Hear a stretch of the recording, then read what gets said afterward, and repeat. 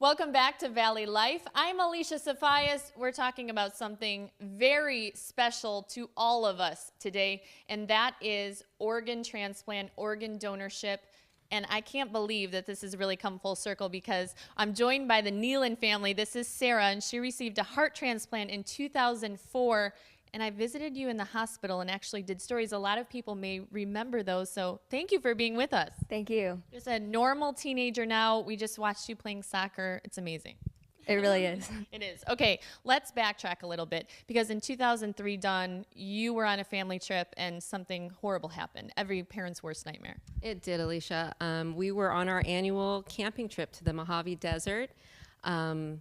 Sarah was flu-like symptoms when we went out there, and we just thought, as any parent does, a little ibuprofen and we'll be good to go. That evening, Sarah had a seizure, quit breathing. My husband resuscitated her, and we rushed her to the emergency room to only find that she was in end-stage heart failure, our worst nightmare. I mean, literally gives me goosebumps to hear that because it is every parent. And then you find out she needs a transplant, and where does your mind go? You're just trying to digest it because, you think something certainly minimal. Never expected that my 7-year-old was in end-stage heart failure. We were rushed by helicopter to Children's Hospital Los Angeles, where Sarah then waited in ICU for 2.5 months, a relatively short period of time to wait for an organ in comparison to many kids and adults that wait, a year plus to sometimes not find an organ. So to have waited 2.5 months was truly a blessing. You find out that they have a heart for Sarah.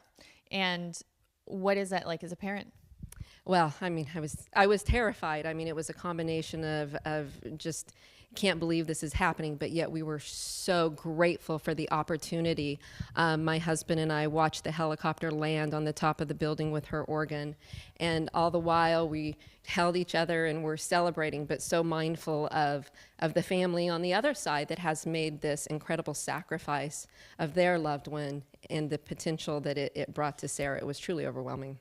Wow. Okay, we're going to talk to Sarah a little bit more, but first let's talk about the importance of what the family chose in your case, which was to donate organs. And now Marcella joins us from the California Transplant Donor Network. Thank you for being with us. Thank you for having us today, and thank you for the opportunity to share the story. In Sarah's case, in the Nealon family's case, her donor was a child, was not able to sign up on the Donate Life California registry, but in many cases, that's why we're here today, bringing awareness to organ and tissue donation. Sarah has a second chance at life, and clearly you can see that she's vibrant and celebrating life, and the act of one person signing up on the California registry is able to save 8 people's life through organ donation, and up to 50 people's lives can be enhanced through tissue donation. So we would like a call to action and for everyone in the honor of Sarah's life and her donor's life and her family's lives, that everyone would go to www.donatelifecalifornia.org and sign up and register today to become an organ or tissue donor. You never know when you can help save someone's life like Sarah's life was saved. Such an important message. I think a lot of us think, okay, there's a sticker on our license, and that's about the extent of what we know unless we're faced with something like this. So what would you say to everyone out there to educate them about what they can do if they're watching? What do you want them to do?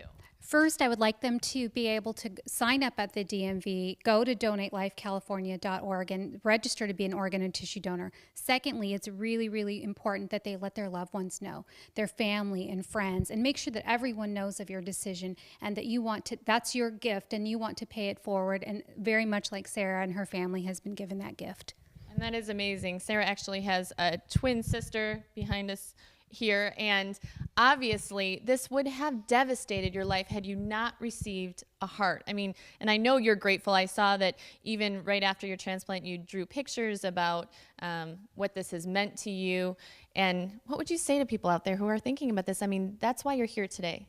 I think definitely that you just have to think about your loved ones and yourself, and you have to put yourself in the position that the patient is in and just think, if I was in that position, would I want someone to sign up and just make a difference in my life? It honestly has enhanced my life to the fullest. I live a normal life. I have normal friends. I'm a normal kid, and I can't express my gratitude to my donor. And amazingly, even right after your transplant, I remember you had a huge smile on your face and you were making everyone laugh. Tell everyone out there, what are your goals for the future? Because this is a life that's so important. What are your goals? What do you want to do? I'm very involved in choir at my school. I'm in the chamber and ranger choir at my school, and I play soccer. And my goals in life are probably just to continue with music and just do something in that field. That's amazing. Thank you so much, Neil and family, for being with us, and just Marcella for really demonstrating why it's so important out there. Again, the website is on your screen, and Valley Life will be right back.